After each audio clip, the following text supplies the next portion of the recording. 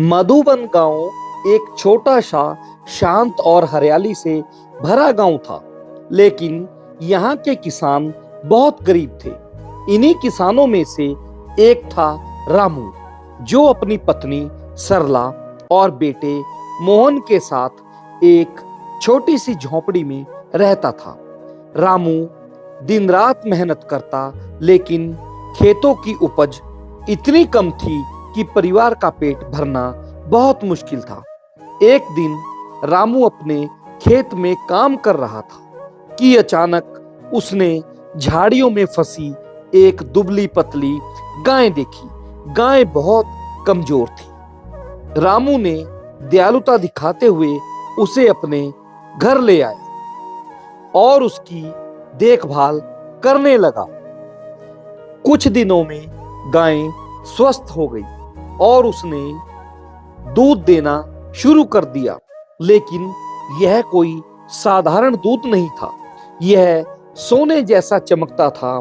जब सरला ने इस दूध से बनी मिठाइयां गांव में बेची तो लोगों ने कहा कि यह सबसे स्वादिष्ट चीज थी जो उन्होंने कभी नहीं खाई थी। धीरे धीरे रामू की आर्थिक स्थिति सुधरने लगी, लेकिन गांव के शाहूकार और कुछ लालची लोग इस रहस्य को जानकर ईर्ष्या करने लगे। शाहूकार भोलू ने गाय को हड़पने के लिए कई चालें चली। एक दिन भोलू ने गांव के मुखिया के सामने यह दावा किया कि गाय उसके पूर्वजों की थी। पंचायत बुलाई गई और तय हुआ कि गाय को खुले मैदान में छोड़ दिया जाए। अगर वह रामू के पास वापस आई तो वही उसका असली मालिक होगा। गाय को खुला छोड़ दिया गया और वह कुछ देर भटकने के बाद तेजी से दौड़ती हुई रामू के पास आ गई। यह देख गांव वालों को यकीन हो गया कि रामू ही उसका असली मालिक है। रामू और उसके परिवार ने इस गाय के दूध से बनी चीजों को गांव के लोगों में बांटने का निश्चय किया। धीरे धीरे मधुबन गांव एक खुशहाल गांव बन गया। गाय के चमत्कारी दूध की खबर पूरे राज्य में फैल गई। एक दिन राजा के दरबार से संदेश आया कि रामू को राजमहल बुलाया जाए।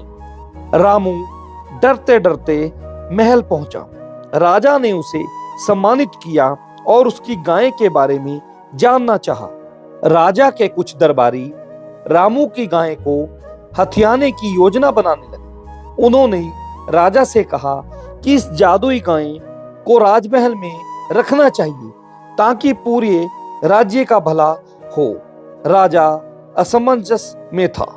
राजा ने गाय को महल में लाने का आदेश दिया, लेकिन जब सैनिक उसे लेने पहुंचे तो गाय ने कुछ भी खाने से इनकार कर दिया और उदास हो गई। जब रामू आया और उसे पुकारा तो गाय खुशी से उसके पास भागी। यह देख राजा समझ गया कि सच्चा प्यार किसी भी संपत्ति से बड़ा होता है। राजा ने रामू को बड़ी भूमि और धन देकर सम्मानित किया और उसे गांव का प्रधान बना दिया ताकि वह अपनी बुद्धिमानी से गांव की भलाई कर सके। रामू ने इस जिम्मेदारी को खुशी खुशी स्वीकार लिया।